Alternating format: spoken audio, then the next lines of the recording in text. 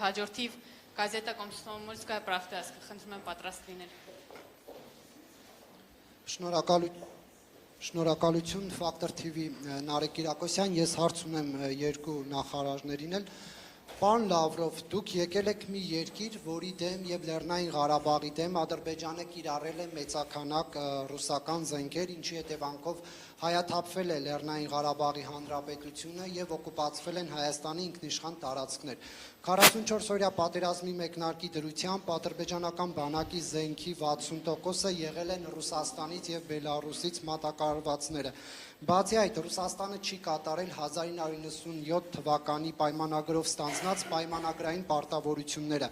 Ռուսաստանը զենք չի մատակարարել Հայաստանին, չնայած դրա դիմաց Հայաստանը վճարել է։ Չեք կարծում, որ այս պայմաններում բնական է, որ Հայաստանը պետք է փորձի մերձենալ Միացյալ Նահանգների հետ, Ֆրանսիայի հետ եւ այլ երկրների հետ ու անդամակցության գործընթաց սկսի։ Չնայած դուք ձեր ասուլիսի ժամանակ, եթե չեմ սխալվում, հունվարի 14-ին հայտարարել եք, որ ԵՄ-ին միանալու գործընթացը Հայաստանի ինքնիշխան որոշումն է, բայց ռուս բարձրաստիճան պաշտոնյաներ, ինչպես նաև ռուսական պետական լրատվամիջոցներ սպառնալիքներ են հնչեցնում եւ անգամ զուգահեռներ տանելով, այսպես ասած, Հայաստանի ուկրաինացման հետ կապված, սա ինչ է նշանակում, արդյոք Ռուսաստանը պատրաստվում է տնտեսական պատժամիջոցներով կամ ռազմական ուժով կանխարգելել Հայաստանի մերձեցումը ԵՄ-ի հետ, ինչպես եղավ Կիևի դեպքում, թե այնուհանդերձ կհարգեք Հայաստանի ինքնիշխան որոշումը։ Եվ եթե կարելի է մեկ հարցել Հայաստանի արտգործնախարարին, պարոն Միրզոյան, Հայաստանի քաղաքացիները, այդ թվում նաև նրանք, ովքեր այս պահին արտգործնախարարության դիմաց բողոքի ակցիա են իրականացնում, չեն հասկանում, թե ինչու եւ ինչպես է Հայաստանի վարչապետը մայիսի 9-ին մասնակցում Մոսկվայում տեղի ունենալիք շքերթին, ինչու եք դուք պարոն Լավրովին այսպես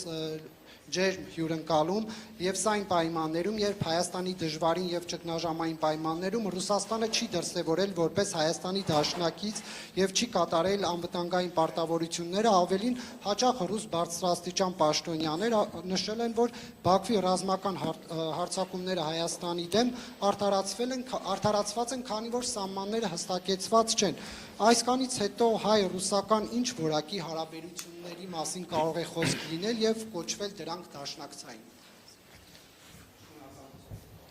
Знаете, мне как-то даже неловко отвечать на ваш вопрос. Во-первых, не запомнил того, что вы говорили. Позиция ваша ясна.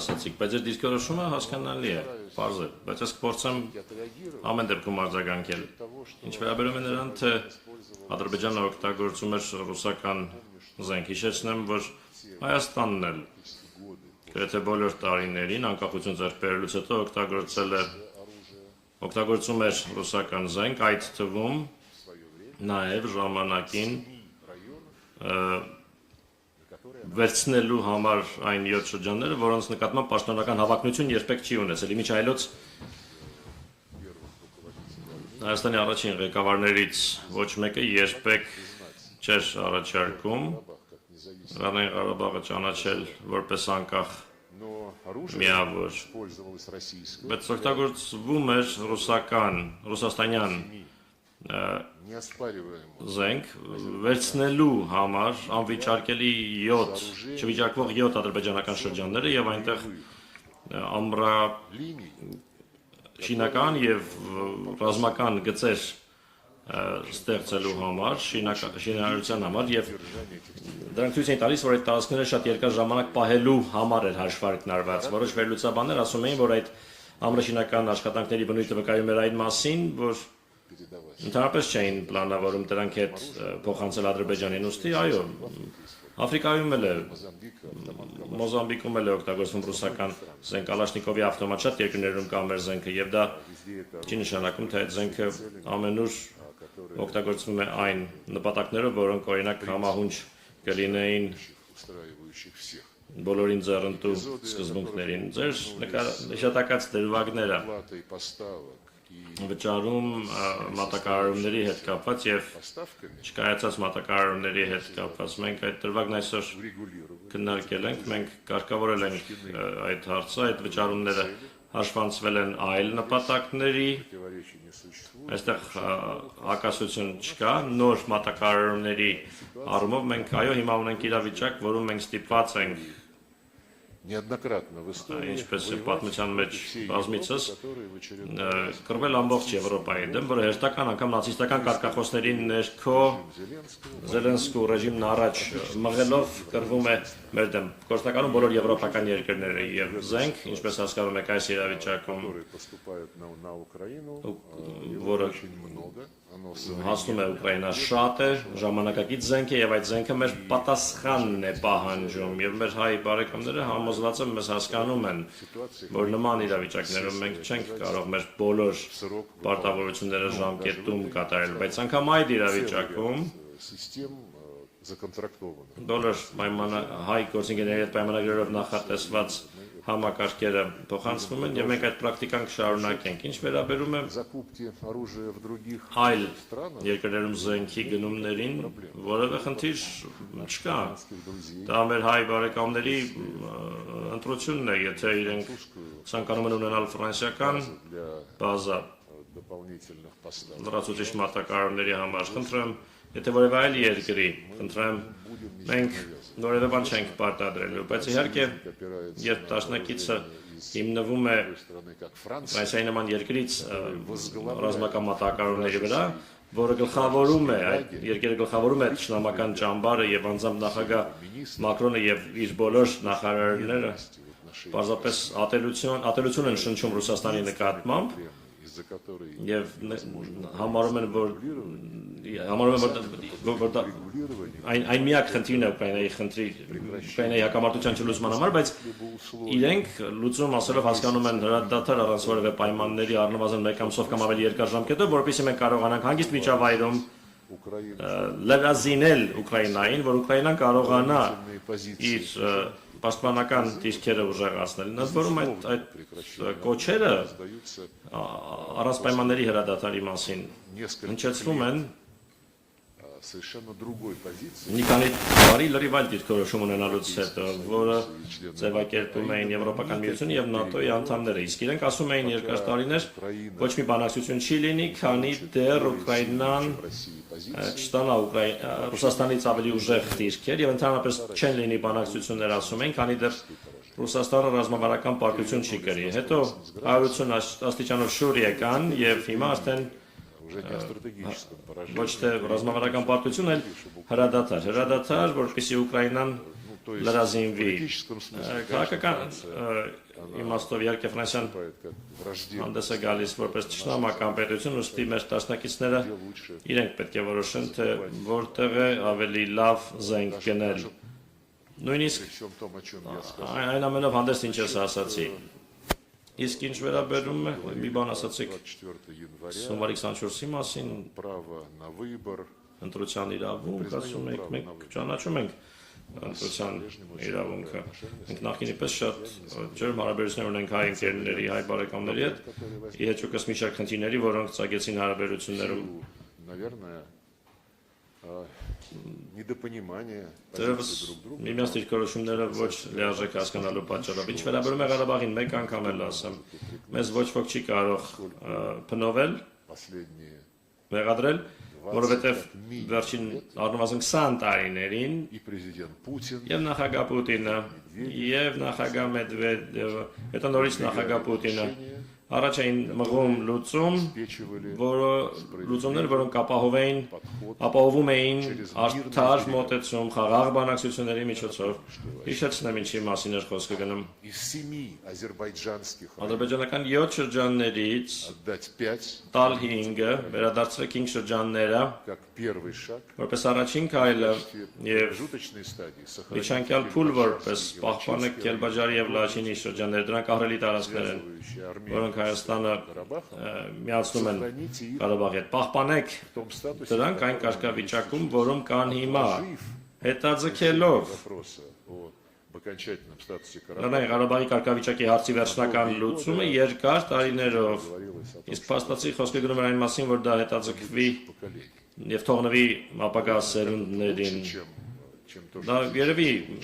ինչ-որ բանով ավելի լավն է, քան այն ինչ հիմա ստացվեց։ предложение компромиссное. Ինչու որովհետև այդ կոմպրոմիսային առաջարկները, որոնք տարիներ շարունակ առաջ էին մղվում ռուսական ղեկավարության կողմից, մերժվեցին։ Но право на выбор, да, вот Սակայն այո, ընտրության իրավունքը в данном случае իրացվեց։ Այս պարագայում հրաժարում այն բանաձևից, որը ես հենց նոր вспомнил. հիշեցի։ И ваша фраза Եվ ձեր այն արտահայտությունը линии якобы на украинизацию. Ուկրաինա իբրև Հայաստանն ուկրաինացնելու մեր մոտեցումը, որ ասացիք ինչ որ նման մի բան, որ հետո Հայաստանի հետ անել նույնը, ինչ արել եք Ուկրաինայի հետ, Да, что, по-моему, комментировать. ըստ նույնիսկ մեկնաբանելու բան չկա։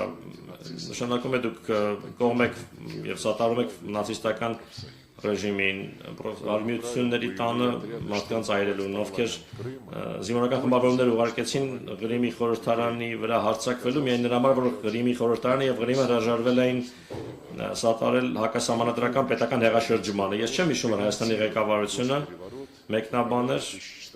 14 թվականի փետրվարի Ուկրաինայում տեղի ունեցած պետական հեղաշրջումը։ Չեմ հիշում, որ արևմտյան երկրներից որևէ մեկը մեկնաբաներ, բացասաբար խոսեր այդ իրադարձության մասին։ Ուրեմն այն ժամանակ արդեն Հայաստանը 2014 թվականին իրացնում էր դիրքորոշում ընտրելու իր իրավունքը։ Իսկ ինչ վերաբերում է եվրոպական Коллеги, գործընկերներին, которые накануне госпереворота ովքեր պետական հեղաշրջման նախաշեմին որպես երաշխավոր հանդես եկան այն ժամանակվա на наш вопрос նախագահ եւ ընդդիմության միջեւ։ что Մենք հարցրեցինք, բայց դուք երաշխավորում եք, որ կարգավորում է տեղի ունեցել, ինչու ոչ չեք անի այդ պուտչիստներին, որ կարգ պահպանեն, իրենք ամոթխած հայացքը կախեցին եւ ասացին, երբեմն ժողովրդավարությունը անսպասելի թեքում է то же самое, то, что ստանում, Соединенные անսպասելի ընթացք է ստանում, նույնը ԱՄՆ-ը куда-то գնաց մի կողմ քաշվեց, թեպետ դրանից առաջ նախագահ Օբաման նախորդ օրը զանգում էր նախագահ Պուտինին եւ խնդրում էր չառարկել соглашение об урегулировании под гарантией կարգավորման համաձայնագրի ստորագրմանը, որը պիտի լիներ Եվրամիության երաշխավորության ներքո, խոսելով ԱՄՆ-ի մասին 2014 թվականին փետրվարից քիչ անց госпереворота в ГАМ. պետական հեղաշրջման փորձ եղավ Գամբիայում։ Դուք հետաքրքրասեր անձնավորություն եք, նայեք ինտերնետում այնտեղ կա հայտարարություն, Парламента США ԱՄՆ-ի պետական դեպարտամենտի հայտարարությունը Գամբիայում հեղաշրջման փորձի մասին, որտեղ ասված է, որ ԱՄՆ-ը երբևէ передачу власти չեն սատարի իշխանության փոխանցումը ոչ սահմանադրական ճանապարհով։ Այ իրենց հարցրեք, գալիս լինում են չէ ամերիկացի գործընկերները այստեղ, մամուլասուլիսների գալիս են, իրենց հարցրեք ինչու Գամբիայում չի կարելի, իսկ Ուկրաինայում կարելի է։ они вам, наверное, Իրենց հավանաբար скажут կասեն про ինչ-որ բան, ինչ-որ սուբյեկտիվ հանգամանքների մասին, բայց իրականում Գամբիայում которые американцы կառավարությունն էր, որին ամերիկացիները սատարում էին, իսկ Ուկրաինայում նախագահ էր, хотели. ում իրենք ուզում էին իշխանը զրկել եւ իրենց մարդկանց Так что այնտեղ я не դնել։ вижу каких-то причин. Դա համար ես չեմ տեսնում պատճառներ, որևէ պատճառներ Հայաստանի ուկրաինացման համար։ Հայաստանը մեր տաշնակիցն է, մեր ընկերն է, Не Հայաստանը являет չի вне закона русский Հայաստանը ռուսաց լեզուն, ռուսական մշակույթը անօրինական չի հրճակում, օրինական իրավունքներից չի զրկում էթնիկ ռուսներին եւ նրանց, ովքեր պարզապես ուզում են ռուսերեն խոսել։ язык. Не принято Հայաստանում закона, թողված չեն օրենքներ, որոնք արգելում են այդ ամենը, ի տարբերություն Ուկրաինայի։ Այդ օրենքների ցանկը нашим այսօր друзьям передали. մենք փոխանցեցինք մեր ընկերներին, Ни в одной стране որևէ нет երկրում запрета չկա какой-либо որևէ язык լեզվի արգել, негосударственный, խոսքը ոչ պետական լեզվի մասին է, որևէ երկրի, если на этом որևէ языке լեզվի, разговаривают եթե այդ լեզվով խոսողները քո երկրի բնակիչներն են, մենք բացեցինք, որ Հայաստանում արգելված չէ ադրբեջաներենը, իմիջայլոց Ադրբեջանում, включая теперь и Карабах. այդ թվում այժմ նաև Ղարաբաղում, ժամանակությամբ Ադրբեջանի արգելված չէ հայոց լեզուն, իսկ այ Ուկրաինայում ռուսերենը արգելված է, Իսրայելում արաբերենը արգելված չէ, արաբական երկրներում Иврит не запрещен. եբրայերենը արգելված չէ։ Украина уникальная. Ուկրաինան այդ առումով ունիկալ պետություն է, Слышим երբ մենք լսում ենք заявление комиссара комиссии Եվրահանձնաժողովի ընդայնման հանձնակատարի հայտարարությունը по-моему, տիկին կարծես կոս ասում է իբրև ամբողջ Ուկրաինան կատարել է բոլոր նախնական պայմանները եւ կարելի է սկսել անդամակցության բանակցությունները на фоне того, что եւ այն фон дер Ляйен բանի ֆոնի որ Ուրսուլա ֆոն դեր Լայենը Կալասը եւ մյուսները հայտարարում են թե надо ей помогать, պետք է օգնել Ուկրաինային она не победит, քանի потому что մինչև որ հաղթի, որովհետեւ Ուկրաինան ценности. պաշտպանում է եվրոպական արժեքները, դա նշանակում է, որ Европа считает своими Եվրոպան ценностями իր արժեքներն է համարում նացիզմը, истребление языка, на котором говорит большинство граждан. այն լեզվի ոչնչացումը, որով խոսում են տվյալ պետության Ուկրաինայի քաղաքացիների մեծամասնությունը, Такой украинизация ինչ Армении. ուկրաինացման, Հայաստանի ինչ ուկրաինացման մասին կարող է խոսքը գնալ։ Հայաստանը քաղաքակիրթ երկիր է։ Вот. Ну, вы опубликуйте. Դուք հրապարակեք свой вопрос. ձեր հարցը ամեն դեպքում։ Ответы мои не Իմ обязательно. պատասխանները պարտադիր չէ։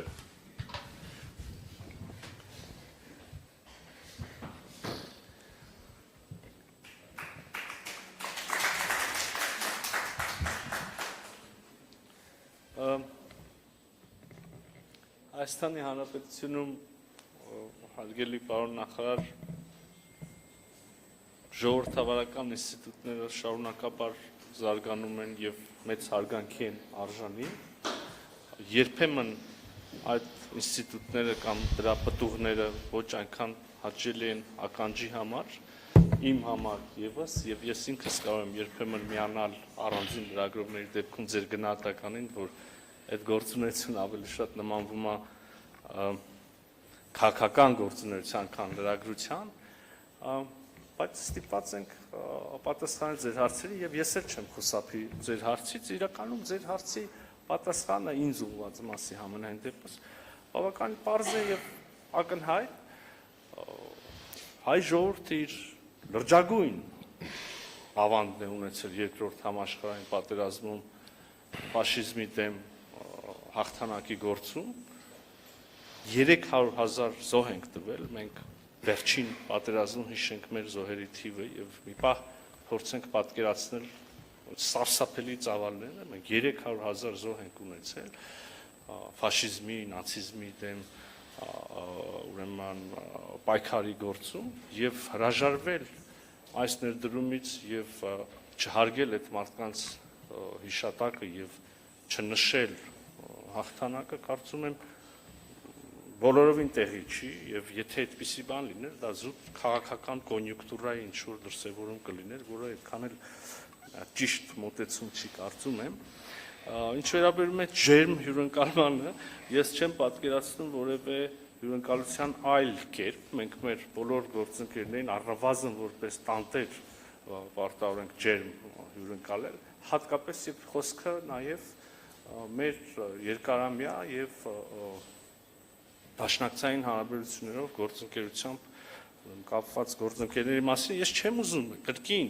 շղթել խնդիրների արկայությունը մենք արդեն այսօր միայն այս ձևաչափում բավականին երկար կենտրոնացանք խնդիրների վրա դրանք ոչ Հայաստանն է շղթում ոչ Ռուսաստանն է շղթում տեսակ որ կան հարցեր որ մենք ուրիշ կերպ ենք ընկալում Ռուսաստանի Դաշնությունը ուրիշ կերպ է ընկալում բայց այստեղ եթե ուզում եք ավելի անկեղծ շարունակենք այս խոսակցությունը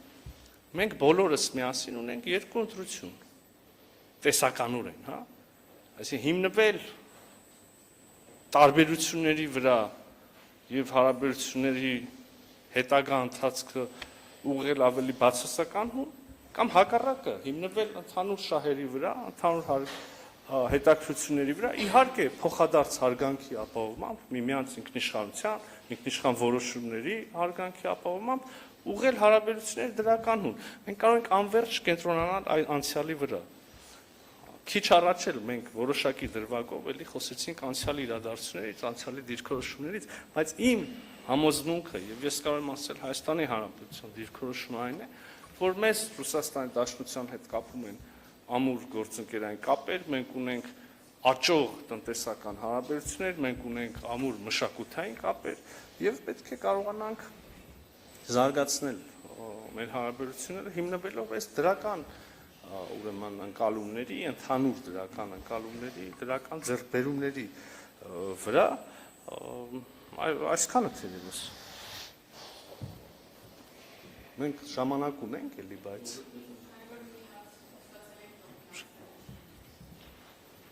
Он обычно короткие вопросы задает. Вячеслав обычно короткие вопросы. Վիճակը սովորաբար կարճ հարցեր է տալիս, այս մեկը կարճ հարց է, ավելի երկար հարց է։ Երեք նախադասություն։ Давай. Вопрос к господину Мирзояну. Ասպարան Միրզոյանին։ Официальный Ереван, как Պաշտոնական Երևանը առնվազն մեդիա մակարդակում հայտարարում է, որ экономическую интеграцию с Европейским Եվրոպական միությանը տնտեսական ինտեգրման կուրս է որտեղել։ Ընդ որում Եվրոպական միությունը բավական ճշնամաբար է վերաբերվում Ռուսաստանին, սակայն Հայաստանի առևտրաշրջանառությունը Ռուսաստանի եւ Եվրամիությանի հետ դիտարկում ենք Հայաստանի ինչպես հիմնականում Ռուսաստանի եւ Եվրամիության հետ, ինչպես Հայաստանը պատրաստվում Եվրամիության անդամակցելը համադրել Եվրասիական տնտեսական միությանը անդամակցելու հետ։ ես կփորձեմ հիմա կոմպենսացնել մեր ողջ ծախսած ժամանակ եւ առնվազն պատասխանս կլինի շատ կարճ, բայց ոչ ուրեմն պակաս հարգանքի պատճառով լրագրողի կամ հարցի նկատմամբ, այլ որովհետեւ այդ հարցի պատասխանը իրականում շատ կարճ է։ Հայաստանի Հանրապետությունը Եվրոպական միության անդամակցության հայտ չի ներկայացրել, այդ ուղղությամբ բանակցություններ չեն վարվում եւ ըստ այդմ հարցը, որը կարող է ծագել այդպիսի զարգացումների պարագայում, տեղին չի եւ չեմ կարող այդ սցենարի վերաբերյալ դատողություն հայտնել։ Շնորհակալություն։ Спасибо. Պարիտետ